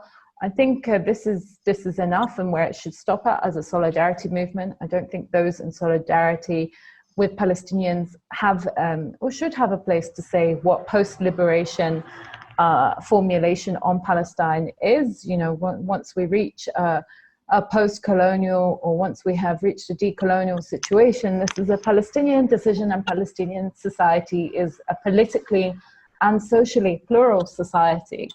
And that is something that is an internal Palestinian debate and question. So I think it's right that those in solidarity, allies of the Palestinian cause, focus on ensuring that systematic and structural violence against Palestinians end, but should not interfere such with the sort of the solution or the political configuration of Palestinian futures. We have spent decades and decades of foreign interference, external opinions on what Palestinian futures should look like, and yet Palestinians rarely have the space to talk about their own futures or even to imagine. You know, we've been confined for so long, all these different frameworks of being told how we should exist, how we should expect to exist in the future, and that is not acceptable and cannot be acceptable anymore. And I think that goes for all struggles around the world, not just the Palestinian struggle. When we look at, you know, our brothers and sisters that are uprising in America at the moment, we follow their lead. We don't presume to tell them what their political outcome should be, but we follow their struggle and their lead, and that should be the same in Palestine. Thank you. On that note, thank you so much. Wait. Yara. Yes, Michel. Say hello to Mahmoud and Helen. and say hello to your family. Michel has known me my entire life, even before I was born. He knew me. Well, if the two of you would like to continue the discussion, we might leave you to do so. We will end the recording anyway here. Again, I thank you most heartily on behalf of BDS-Québec, and we are sure what you've contributed is going to be extremely precious and helpful for their further strategizing here in Quebec, and we hope to hear you and hear from you again in the future. Thank you so much for your time. Bye. Thank you so much, and thank you for your work and solidarity. and Thank have a you. good night. I know it's late now at your end, so Thank you. have a nice evening at least. Good night. You too. Thank you. Good night. Bye. Alors, bonsoir. Est-ce que vous m'entendez? Oui, Mouloud. Oui, Oui. merci. Oui, on t'entend. Merci. Alors voilà, on devait arriver, on devait, si on avait respecté le temps comme il se devait, arriver autour de 19h20 à cette étape, mais bon, il est 19h50. Nous allons prendre est-ce que je me trompe dans l'horaire? Qu'est-ce qu'il y a, Dyala? Non, moi j'ai 19h40, mais peut-être que c'est mon horloge. Okay. Non, c'est ma montre peut-être qui avance de 10 minutes. Alors voilà. Alors cette période, on a une trentaine de minutes d'échange. On va appeler ça échange entre guillemets, brainstorming, retour, peut-être synthèse des éléments saillants de ce que nous venons d'entendre. L'objectif donc à ce stade, d'une trentaine de minutes, c'est peut-être recueillir vos questions d'une part, s'il y en a, j'en ai noté quelques-unes, mais c'est aussi de voir quels sont les éléments les plus importants que nous devons retenir comme coalition de ce qui a été dégagé de ces analyses. Bon, des analyses, vous en avez tous entendu des uns et des autres, vous en lisez beaucoup, vous écoutez souvent des émissions relatives à cette question, mais ce qu'il faudrait peut-être faire ressortir, c'est les options stratégiques finalement pour la coalition comme la nôtre. Donc, qu'est-ce que nous retenons des interventions et qui sont à même d'être concrétisées dans un plan d'action? Premier élément. Et qu'est-ce qui, dans ce que nous avons entendu, qui peut être l'impact le plus important sur nos positions politiques et nos stratégies de solidarité comme coalition? Et je rappelle que nous sommes une coalition BDS. Donc, c'est supposé être c'est l'action de boycott des désinvestissements et sanctions que nous portons. Donc, ce que nous avons entendu, ce que nous retenons et qui est de nature à alimenter ce plan stratégique le travail de boycott tel que le porte la coalition BDS. Voilà, alors comment est-ce qu'on procède? Moi, j'ai pas l'habitude de recueillir tout ça. Peut-être si vous me permettez, l'une des questions qui était ressortie tout à l'heure de Denis Cossein, qui le tenaille visiblement, il aimerait bien qu'on se coltine cette question, qui s'impose parce qu'elle était sous-jacente au propos à la fois de Michel Warschawski et de Yara Hawari, c'est la question de l'autorité palestinienne qui est, bon, cet intervisme-là, qui est inféodé, qui est complètement coopté et qui est intégré à l'appareil répressif et à l'économie politique de l'occupation. Qu'est-ce que nous pouvons dire, qu'est-ce que nous pouvons donner, qu'est-ce que tu attends? De quelle façon tu voudrais qu'on prolonge cet élément de réflexion? Denis, il faut... Brancher ton micro. Denis, j'espère que tu n'es pas parti. Mais en tout cas, qu'est-ce que nous pouvons... Est-ce qu'il y a quelqu'un... On va y consacrer les 2 prochaines minutes peut-être. Qu'est-ce que nous pouvons en dire? Denis, vous voulez réagir? Est-ce que vous m'entendez? Oui. OK. Brièvement, Denis, s'il te plaît. Oui, non, je suis enseignant, c'est impossible pour moi de répondre brièvement. Non, simplement, c'est une question qui dépasse notre spectre. Donc, il n'y a peut-être pas de réponse à notre niveau. L'autre question que tu as soulevée, Denis, qui était aussi, que je juge importante, j'espère ne pas en rater d'autres, c'est l'analyse que prolonge en fait Michel Warschawski quand il s'appuie sur les travaux de Ziv Sternel pour dire que l'État d'Israël est un État sioniste, un État fasciste dans sa conjoncture, mais un sionisme qu'il appelle non sanguinaire. Et toi, la question que tu poses, que tu juges pertinente, ce n'est pas tellement de savoir si l'État israélien est sioniste ou non, mais qu'est-ce que ça fait pour quelqu'un qui est sioniste comme Ziv Sternel, qui croyait à l'État d'Israël, de constater que c'est de constater finalement la dérive fasciste d'Israël, lui-même qui croit fondamentalement au projet sioniste. En fait, la question, c'est les sionistes sincères et heureux, et les sionistes sincères et qui croient au droit et qui croient à la cohabitation, comment ils disposent de ce constat implacable de la dérive sioniste de l'État israélien. C'est ça que tu mets au jeu finalement. La dérive fasciste. Fasciste. Qu'est-ce que j'ai dit? C'est ça. Pardon, fasciste, de Ziv Sternel, donc... Peut-être, moi, ce que je vois qui peut être un cadre de travail pour la coalition dans un contexte d'émergence ou de consolidation des ultra-droites, comment est-ce que dans les luttes au fascisme, les luttes au discours réactionnaire, on peut intégrer cet élément-là? Je sais pas exactement comment est-ce qu'on pourrait en disposer, mais dans la lutte au fascisme comme étant une lutte qui intègre un regard lucide sur ce qu'est Israël aujourd'hui, comment est-ce qu'on l'intègre dans nos réflexions et ne pas exclure Israël du collimateur de nos actions et de nos analyses de conjoncture et des activités que nous mettrons de l'avant. C'est peut-être dans cette dimension-là et dans cet esprit-là qu'il faudrait travailler. Moi, c'est ça que je répondrai de façon succincte, là, très rapidement. Pardon, Mouloud, je pense que tu as tout à fait raison parce que ça s'inscrit dans l'intersectorialité des luttes. Alors, on ne peut pas exclure ni la lutte contre le système capitaliste, ni fascisme, ni la lutte contre le racisme systémique. Donc, ça s'inscrit vraiment dans une façon de regarder, d'avoir son regard sur le monde et ce qui se passe d'un point de vue que moi, je ne peux pas demander, par exemple, l'égalité pour un peuple autochtone, je ne sais pas, en Palestine, et ne pas demander la reconnaissance et la légitimité du peuple autochtone au Canada. Alors, ça doit être une vraie reconnaissance et l'intersectorialité des luttes reconnues d'une façon qui est équitable et partout. Voilà. Est-ce qu'il y a quelqu'un qui aurait un élément à ajouter?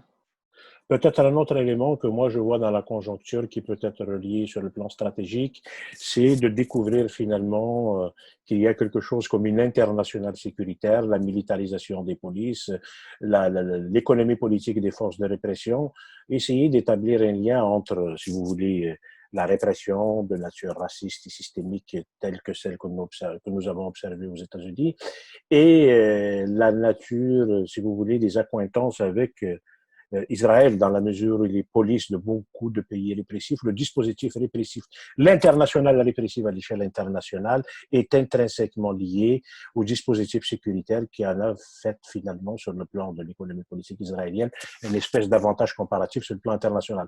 Donc il y a quelque chose comme une espèce d'israélisation des États et de palestinisation des sociétés qu'on pourrait peut-être dégager comme un axe de travail de sensibilisation à l'échelle citoyenne. Je ne sais pas si vous épousez ce genre de conclusion ou vous trouvez que je dérive.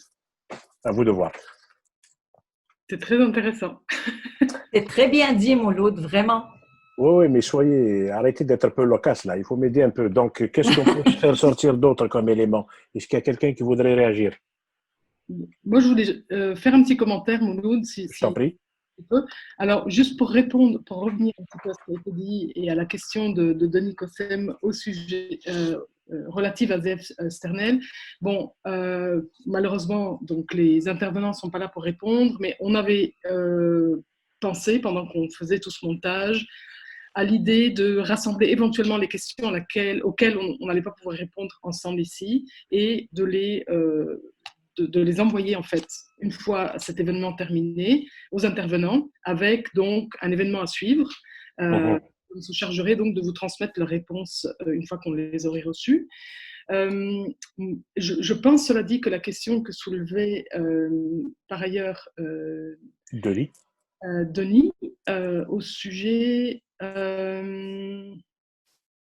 oui, au sujet de l'autorité palestinienne, du fait que c'est un boulet, que ça fait partie du problème plutôt que de la solution, juste réagir en disant une chose qu'il ne faut pas perdre de vue, ce sera donc évidemment aux Palestiniens sur place de se défaire de ce boulet, en n'oubliant pas que non seulement l'appareil sécuritaire palestinien est totalement intégré dans l'appareil sécuritaire israélien, mais qu'il y a des dizaines et des dizaines et des dizaines de milliers de Palestiniens qui sont fonctionnalisés donc, sur la paix de l'autorité palestinienne et que ça ferait donc abolir l'autorité palestinienne, si tant est que ce soit envisageable du jour au lendemain, serait une explosion sociale.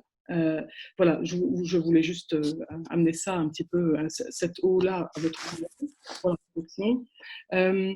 Cela dit, je pars un peu dans tous les sens. Je voudrais juste faire marche arrière sur la première question de Denis, sur le fascisme israélien, sur le fait de savoir à quel moment un sioniste comme Zeev Sternel, qu'est-ce qui a été le point de bascule chez certains sionistes, à quel moment ils ont vu la lumière en quelque sorte, ils ont fini par penser et concevoir l'État israélien comme un État fasciste. Ça, c'est une question, je pense, absolument essentielle, fondamentale, et qui rejoint les préoccupations de Michel Warschawski, qui disait, nous, les Israéliens antisionistes, notre job, c'est de convaincre les quelques dizaines de milliers d'Israéliens potentiellement antisionistes ou de gauche, etc., que cet État est un État fasciste. Donc, je pense qu'il y aura beaucoup d'éléments de réponse venant de la part de Michel Warschawski. Et ce serait aussi très intéressant pour les militants à l'intérieur de BDS de justement comprendre comment éventuellement atteindre certains interlocuteurs israéliens potentiellement antisionistes. Voilà, comprendre ces mécanismes qui font qu'un jour, certains sionistes basculent ou pas. Voilà ce que je voulais ajouter là-dessus. Si vous permettez que je complique un peu la discussion, je pense que nous gagnerons peut-être à ajouter un degré de complexité sur cet élément-là du fascisme israélien. Dyala, si vous permettez, s'il va de soi, peut-être pour des gens comme nous, qui sont à la gauche de la gauche, on pourrait dire les choses de façon aussi simple, s'il va de soi qu'Israël est considéré comme un État fasciste, il n'en demeure pas moins que dans le sens commun, il est perçu comme une démocratie. Et c'est toute cette idéologie de la seule démocratie du Proche-Orient, la seule démocratie du monde arabe, qui lui octroie implicitement le statut de poste avancé, pas seulement des intérêts de l'Occident, mais d'un processus de blanchissement, l'État le plus séculier, l'État le plus sécuritaire. Et c'est là peut-être qu'il faudrait mettre en jeu, si vous voulez, le contexte actuel qui fait en sorte que les théories du choc des civilisations sont intégrées par des formations politiques même nationaliste québécoise. On a partagé hier une nouvelle qui nous a été partagée par Bruce Katz, qui nous disait que des 32 membres députés parlementaires du bloc parlementaire au Canada, 19 sont des membres du Canada-Israel Interparliamentary Group. Donc oui, il y a lieu d'interpeller le Canada comme État anglo-saxon dans l'axe de l'OTAN, ça c'est une cause qui est entendue, mais que le nationalisme québécois, des gens qui prêchent le droit à l'autodétermination du peuple québécois, puisque nous avons à faire un travail de solidarité au Québec. Il y a donc, si vous voulez, l'incorporation de la logomachie islamophobe des réseaux pré-israéliens au Québec, et ça, c'est une donne complémentaire, puisque ça ne va pas aller de soi, compte tenu du retour du Bloc québécois sur la scène politique. Et si nous devons peut-être faire un travail de sensibilisation sur le plan parlementaire, il va falloir disposer de cet écueil. Donc, il va falloir peut-être que la coalition se pose des questions sérieuses par rapport à toute cette idéologie néoconservatrice, islamophobe, qui continue à servir, à trouver des circonstances atténuantes à l'idéologie sioniste en contexte justement d'islamophobie. Ça, c'est un point sur lequel j'estime que si on ne l'aborde pas, on évite les questions qui fâchent.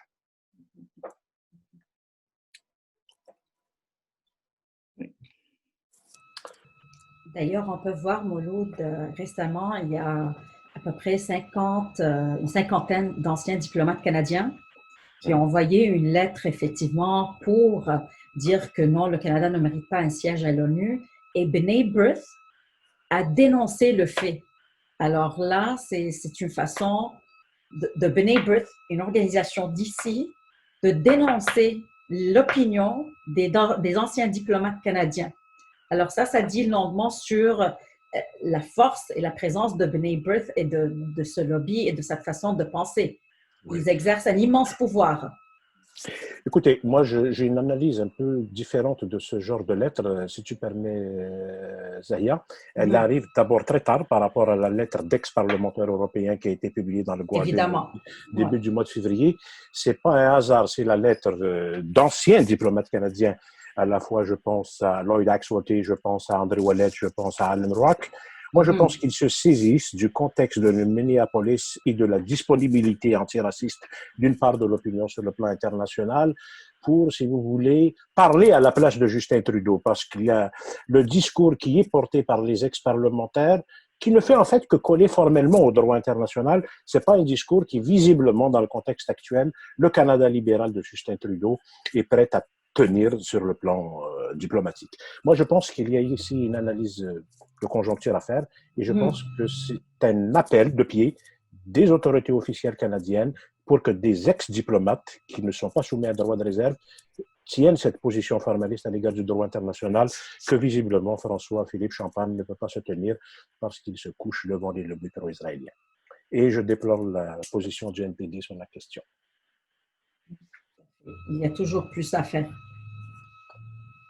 Alors, il faudrait que les autres s'expriment sur ces enjeux. J'avais quelques éléments à soulever. J'ai beaucoup retenu les aspects stratégiques là, de la fin que je pense qu'on doit faire ressortir comme coalition. Là. En particulier, ce qui était plus anticolonial. Là, je pense que, puis c'était beaucoup ressorti, nous, quand on est allé au CISO, là, rencontrer des groupes palestiniens, l'aspect un État, deux États, effectivement, tous les groupes nous disaient ça relève des décisions des négociations entre Palestiniens, puis on n'a pas à s'insérer dans ce débat-là. Exactement. C'est vraiment important à garder comme coalition BDS-Québec.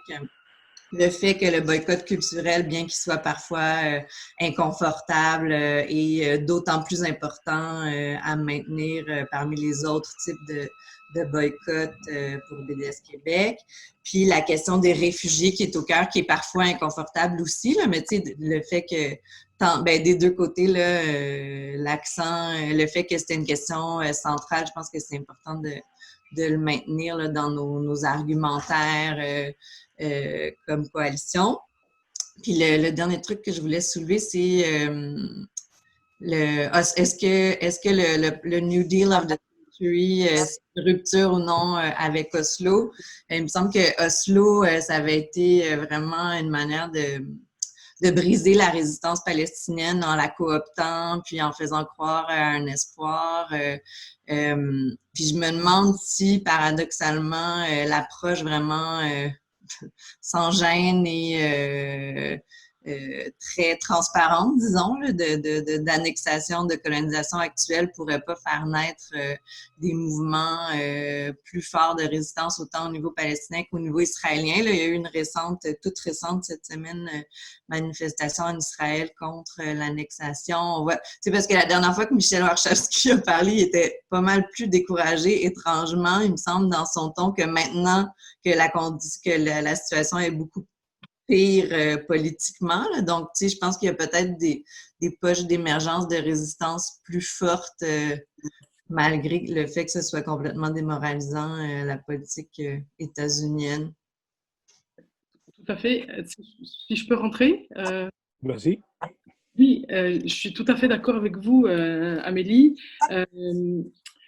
En fait, j'ai voulu pousser un petit peu aussi pour revenir à la question de deux États, un État, la position de BDS par rapport à ça. J'ai voulu un petit peu pousser les intervenants pour donner à entendre en fait à BDS, en général BDS Québec en particulier, les positionnements ou les repositionnements qui sont en train d'opérer côté palestinien, côté israélien antisioniste actuellement sur la question. Et moi, ce que je retiendrai en fait de cette double intervention, c'est quelque chose de très très fort. Regardez la manière dont Yara Hawari a voulu se présenter, regardez sa façon de se définir comme donc une Palestinienne de Galilée, d'un village palestinien de Galilée. J'ai l'impression aussi qu'il y a quelque chose dans le slow qui a pu paraître à un moment donné comme une option et qui a été complètement manquée par les Israéliens, et je pense qu'ils ne l'ont pas encore compris, c'est que si les Palestiniens ont voulu jouer le jeu de slow et de se contenter des miettes pendant un moment donné, avec une autorité palestinienne qui a forcé en fait l'opinion palestinienne à accepter presque rien, qui a même quasiment forcé la question, qui a même dégagé la question des réfugiés. Aujourd'hui, c'est terminé. C'est-à-dire qu'aujourd'hui, on est à nouveau dans un discours qui refuse le cadre du droit international qui définit qui ne reconnaît aux Palestiniens que la part de 67, et donc on a des revendications de plus en plus audibles, de plus en plus fortes, de plus en plus articulées, qui disent, mais attendez, ça c'est la communauté internationale, encore une fois, qui a décidé pour nous, qui a muselé, qui a réorienté notre imaginaire politique en nous convainquant que notre Palestine à nous, c'est juste 67, pour dire non. Là, si on repense à l'émancipation de la Palestine, si on repense à l'avenir des Palestiniens, c'est dans le cadre de la Palestine historique. Et Michel Warschawski abondait et soutenait cette analyse-là en disant « Moi, la seule chose qui me remplit d'espoir et de joie aujourd'hui, il le dit à un moment donné, j'ai été heureux comme un enfant, c'est quand j'ai vu les Palestiniens manifester à l'avant des manifestations et mener le combat politique, et que le seul changement possible et imaginable en Palestine-Israël aujourd'hui ne viendra que ce qu'on appelle les Arabes israéliens. » Moi, c'est ça que je retiendrai donc, au niveau de l'analyse politique de l'un et de l'autre. Y aura-t-il une possible convergence en fait, entre ça, les Arabes israéliens et une opinion publique palestinienne très puissamment articulée par des gens comme Yara Hawari, qui commencent à revendiquer à nouveau ce qu'elle appelle l'imaginaire politique palestinien. Donc, vous nous avez imposé la réalité d'un État unique d'apartheid sur le terrain, eh ben, on va le démanteler de l'intérieur pour que ce soit un espace unique pour tous, en fait. Donc, moi, c'est ça que je voulais retenir de cette conversation. Je voudrais dire après, mais Il y avait une main levée, il y a Dyala, si vous permettez. Alors, je crois que c'est John Philpott. Lorraine, c'est moi. Aussi. Lorraine et John Philpott après. Oui, oui. Vas-y, Lorraine. Non, ben, l'un ou l'autre, c'est pas grave. J'y vais? Vas-y, Lorraine. Okay, je vais y aller.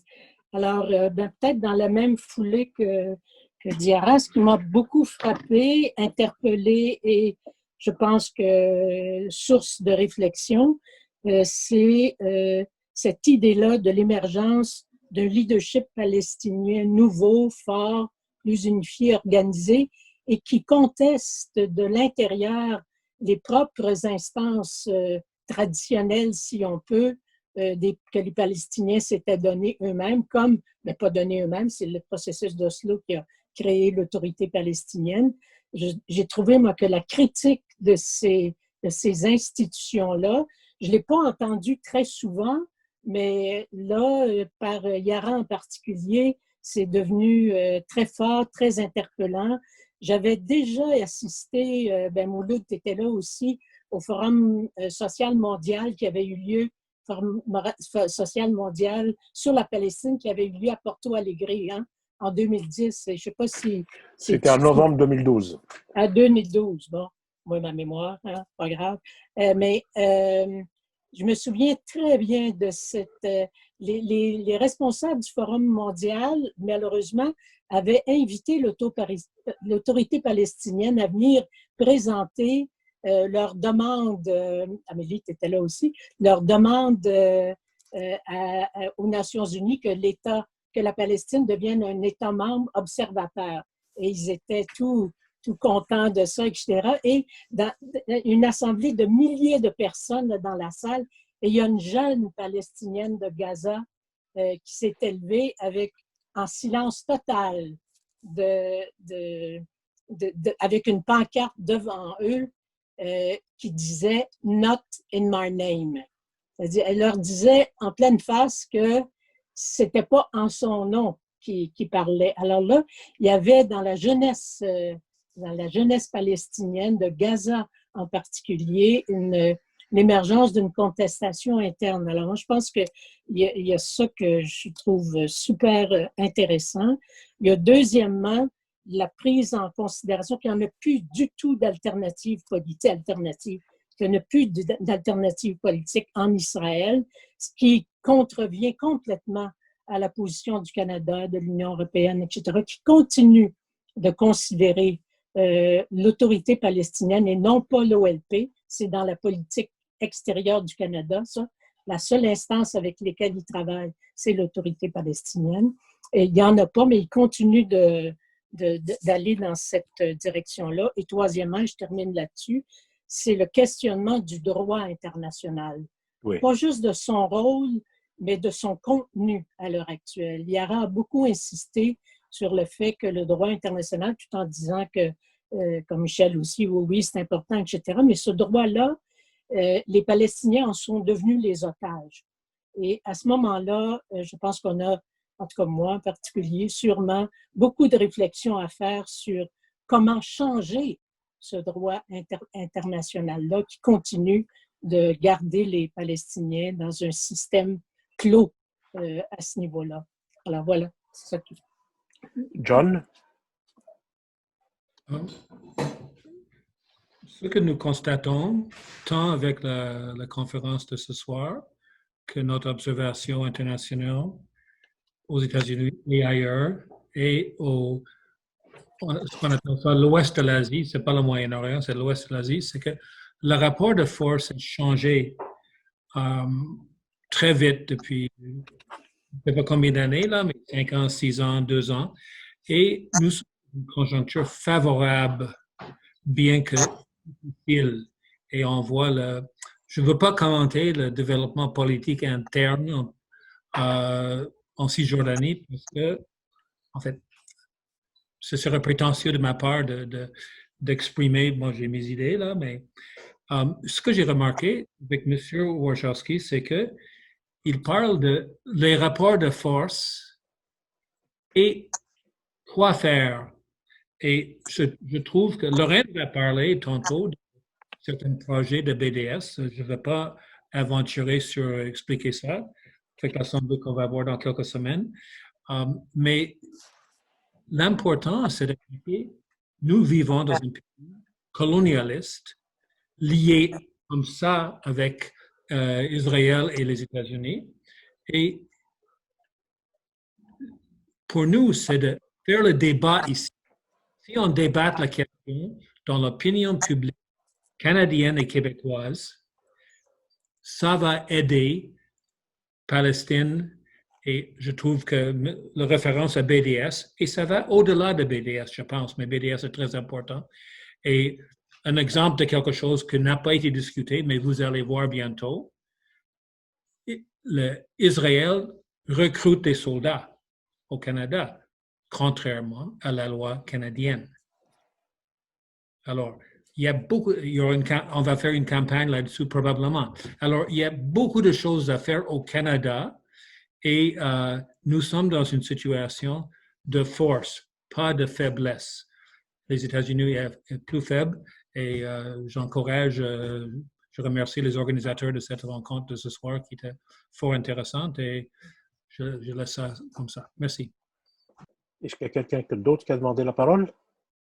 Sinon, il y a un autre point sur lequel j'aimerais, si je veux pas parler là. Il n'y a personne, Mouloud. Oui, peut-être un point sur lequel j'ai déjà pu avoir le bonheur d'échanger avec Lorraine. Et je ne sais pas comment on peut disposer. Peut-être que c'est de nature à intéresser les groupes qui travaillent soit sur les questions du libre-échange, soit sur les questions de lutte au néolibéralisme. Alors, depuis quelques années, on peut observer ou noter toute une série d'études critiques au sujet de ce que de nombreux observateurs appellent justement l'idéologie du processus de paix. Mais je pense ce qu'il faudrait qu'on arrive à faire, ou peut-être ajouter dans le travail de sensibilisation que nous faisons, c'est une espèce d'analyse en termes d'économie politique de ce que j'appelle l'économie d'Oslo et de toute l'idéologie du processus de paix. La plupart constatent, beaucoup d'observateurs qui constatent que l'adoption du modèle néolibéral de développement et de construction de la paix, tel que promu par la communauté internationale et qui est endossé par l'autorité palestinienne, n'a pas d'une part remis en cause le régime colonial de peuplement israélien, mais il y a une autre dimension qu'il faudrait faire ressortir parce que cette critique conduite sur le terrain de l'économie, elle est d'autant plus importante et nécessaire que l'une des caractéristiques essentielles à l'ère d'Oslo reste probablement la dissociation institutionnalisée, à la fois discursive et empirique, de l'économique et du politique dans les territoires occupés.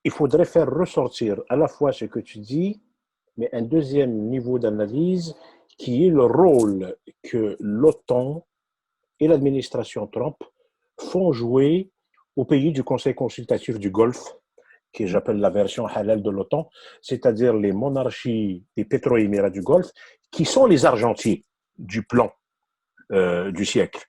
Il est assorti de toutes sortes de déboursés par milliards de la part de l'Arabie Saoudite et des Émirats. Et ça me semble-t-il que critiquer le double jeu des pays du Golfe pour son rôle de complicité, pour son rôle au vu aussi de tout le monde, parce qu'aujourd'hui, la normalisation de l'entité sioniste avec les monarchies du Golfe, on connaît la normalisation depuis Camp David avec l'Égypte, mais aujourd'hui, c'est au vu aussi de tout le monde que l'Arabie Saoudite, les Émirats ouvrent des instances diplomatiques, et donc, c'est pas n'importe quel acteur du monde arabe que les monarchies du Golfe qui jouent ouvertement une normalisation de plus en plus assumée, et je pense que critiquer les monarchies du Golfe sur cet aspect-là, c'est beaucoup plus intéressant que la logomochie traditionnelle sur le wahhabisme saoudien, parce qu'il n'y a personne à moi qui va me faire croire que la prince Ben Salman fait 5 prières par jour puis qu'il passe son temps à lire le Coran, quand on sait très bien qu'il se prélasse dans les grands hôtels et qu'il se livre à toutes les concupiscences, quoi. Donc, ça serait une véritable critique des monarchies du Golfe, qui soit une critique en matière d'économie politique et de l'arrimage sur l'impérialisme et du projet du Grand Israël, parce qu'Israël est aussi un allié stratégique pour les monarchies, ça serait une critique beaucoup plus progressiste, beaucoup plus intéressante, beaucoup plus porteuse en vue de construire un ordre multilatéral que de coller au discours islamophobe classique sur les monarchies du Golfe, qui est, à mon avis, un discours qui consolide justement les appareils idéologiques du sionisme. Je pense que cet aspect-là, il est très important à faire ressortir.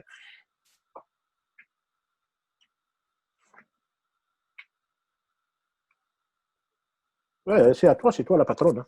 Non, non, pas du tout la patronne. J'ai pas mal monopolisé la parole. Je crois que Lorraine a quelque chose à dire. Ouais. Moi, je voulais juste faire un dernier point sur le fascisme, puisque ça recoupait pas mal de commentaires. Vas-y, Lorraine, ouvre ton micro, s'il te plaît. Lorraine. Allô? Allô? Voilà. Allô? Non, non, je voulais dire, peut-être qu'on pourrait s'acheminer vers la fin tranquillement. Là, je vois qu'il y a des personnes qui sont parties aussi. Je pense que c'est une discussion super intéressante et qu'il va nous falloir traduire dans nos travaux là, en comité et dans la coalition l'impact sur nos stratégies d'action, notre vision des choses, etc. Je trouve que depuis qu'on a commencé à travailler, depuis que Dyala avait aussi présenté tout ce que représentait le plan Trump, il y a une espèce de saut qu'on a fait pour réfléchir plus globalement là-dessus, mais pour aboutir, bien sûr, à des stratégies d'action à travers BDS. Alors, ben voilà, j'avais pas d'autre chose sur le contenu. Je me demandais s'il y avait d'autres personnes qui voulaient intervenir. Et aussi, Dyala, tu avais mentionné au début qu'on pourrait éventuellement faire parvenir nos réflexions, nos questions à Michel et à Yara pour éventuellement avoir peut-être une façon de continuer de discuter avec eux. Moi, entre autres, je m'excuse, j'avais oublié quelque chose dans mon intervention tout à l'heure. Je me demandais bien sûr la question de l'organisation de l'OLP, le rôle que le Hamas et que toute la gouvernance de Gaza a à faire dans ça aussi. Je le mentionne parce que ici, c'est considéré comme le grand méchant loup, évidemment, et que même à la coalition, de vouloir reconnaître que c'est une force de résistance armée, mais c'est une force de résistance, c'est pas un groupe terroriste.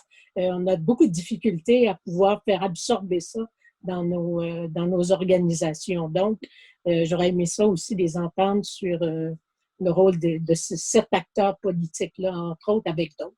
Évidemment, il y en a d'autres. Voilà. Alors, pour faire rebondir les questions, retourner les questions aux intervenants, donc ça avait été l'idée d'Abigaël. Je pense effectivement que ce serait très intéressant. On va les ramasser, on va les mettre par écrit, on va leur envoyer un courriel et on va peut-être colliger leurs réponses s'ils veulent bien se plier au jeu, et on pourra faire parvenir ces réponses colligées à l'ensemble donc de la coalition une fois qu'on les aura. Oui, et puis sinon, je pense que oui, Lorraine, il faudra engager une autre conversation. Oui. Donc, il y aurait une synthèse, si je comprends bien, de ce qui ressort de nos discussions là. Comment? Oui, il faudrait, oui. C'est parfait pour qu'il y ait des choses qui ne se perdent pas. C'est super. Sur le fascisme, si je peux clore là-dessus, et ça rebondit sur ce que John Philpott a dit tout à l'heure, sur le recrutement de soldats juifs canadiens par des organisations sionistes au Canada. Je pense que la conversation, la réflexion autour de Israël, État fasciste, et changer la perception au Canada de cet État qui est présenté comme une démocratie au Moyen-Orient, mais qui est en fait un État fasciste, et ses activités donc sur les campus canadiens, son recrutement de futurs soldats, le soutien de l'Iran, de l'ambassadrice du Canada à Tel Aviv, qui organise des gentilles petites manifestations de Let's support lone soldiers, etc. Donc, tout ça, peut-être qu'on pourrait amener ça dans nos futures discussions à BDS-Québec pour commencer à réfléchir à comment impacter l'opinion publique canadienne pour ce qui est d'Israël, État fasciste, État démocratique, etc. etc. Peut-être que ce serait une porte d'entrée. Voilà. C'était un plaisir donc d'être avec vous. Est-ce qu'il y a quelque chose qu'on ajoute ou on peut se dire bonsoir? Juste, je voulais prendre peut-être une minute pour remercier toutes les personnes qui ont contribué à cet immense travail, dont Yara, Hawari et Michel Warschawski pour leurs interventions et leur temps précieux, et Dyala pour les contacts et l'animation et les présentations du dialogue entre Yara et Michel. Et aussi pour la traduction, il y a Pierre Lincourt, Colette Soucy, Dyala et Lorraine pour la traduction française. C'était un énorme travail. Et Abigail qui a revu... J'arrive. J'arrive. La force tranquille, Abigail. Abigail pour les exploits techniques. Et ça, c'est la description de Lorraine pour les exploits techniques et la révision minutieuse des traductions. Alors, un grand merci. Mouloud Idir, évidemment, pour l'animation. Et la COSI, en particulier Nancy Burroughs et Catherine Gagné pour nous avoir donné accès à leur Zoom. Et juste en terminant rapidement, je voulais souligner qu'aujourd'hui, il y avait eu aussi les funérailles de George Floyd. Alors, pour les Black Lives Matter Movement, je pense pour nous, à la Coalition BDS-Québec, et aussi, surtout aussi chez nous au Québec, on a vu la grande mobilisation. C'est un moment, c'est une conjoncture qu'il faut qu'on en discute et qu'on prenne le temps après. Alors, c'était juste ça, Mouloud. Je voulais juste effectuer les quelques remerciements. Et Lorraine, je pense que tu voulais mentionner une prochaine activité aussi? Oui, c'est ça. Mais si Black Lives Matters, Palestinian Lives Matters too. Hein? on pourrait dire aussi ça. Alors, je voulais simplement dire qu'il avait été prévu dans cette même conférence-là que Dimitri Lascaris parle de ce qui se passe au Canada, ce qui se passe en Palestine, ce qui se passe en Israël, ce qui se passe au Canada. Mais vraiment, ça aurait été beaucoup trop. Donc, on a prévu le 7 juillet une autre rencontre comme celle-ci qui comprendrait à la fois la prestation, c'est-à-dire la conférence de Dimitri Lascaris avec, sur le rôle du Canada, etc., et des autres partis politiques, acteurs politiques, et aussi l'autre moitié de la réunion sur qu'est-ce qu'on fait concrètement sur le terrain en tant que coalition BDS. Il y a trois affaires qui sont sur la planche à dessin. Vous savez, on a appris que le Grand Prix de cyclisme de Montréal aurait lieu. C'est le 11 septembre à Montréal, le 13 septembre à Québec. Et, ou l'inverse, je ne me souviens plus. L'inverse, OK. Bon, mais ça va avoir lieu. On ne sait pas comment. Est-ce que les foules vont être permises? Est-ce que, je ne sais pas quoi, mais de toute façon, il y a un comité qui travaille depuis déjà plusieurs mois pour demander l'expulsion de la Israel Cycling Academy, qui est invité à participer à ce Grand Prix de Montréal, qui change de nom, mais ça, c'est pas ce soir là qu'on va entrer dans ces détails-là. Mais il y a tout un travail de mobilisation aussi qui est à faire. Il y a toujours aussi le spectacle de Céline Dion à Tel Aviv, qui a été reporté en septembre, c'était censé être en août, mais on ne sait pas trop s'il va avoir lieu. De toute façon, on va continuer de travailler. Et on avait sur la planche à dessin, avec le comité de solidarité Trois-Rivières, d'exiger une rencontre avec le ministre des Relations extérieures, Champagne, de triste mémoire déjà, mais bon, pour contester ses positions en tant que politique extérieure canadienne. Alors voilà, ça c'est du travail finalement assez concret qu'on reprendrait le 7 juillet. Alors merci infiniment encore à tout le monde et on se retrouve, continue dans la lutte. Un grand merci à Lorraine. Oui. Merci. C'était un plaisir. Merci beaucoup tout le monde. Merci Mouloud, merci. Daria, merci Abigail, merci tout le monde. Merci tout le monde, oui. Et tous les organisateurs derrière nous. Bye. Bon, Dyala, je suis content d'avoir fait votre connaissance. Mais de même, Mouloud. On est dû pour un petit verre de vin. Hein? Ah, moi, je ne bois pas, moi, tu sais très bien. Moi. Je ne bois que le babeur, moi, le babeur. Un verre de vin halal, Mouloud, d'accord? Non, je me charge. Je me charge. Un petit repas, là. Je me charge du verre de Mouloud, moi. Ah, merci, Denis. Allez, bye. Bye bye. Bye. Au revoir. Bon.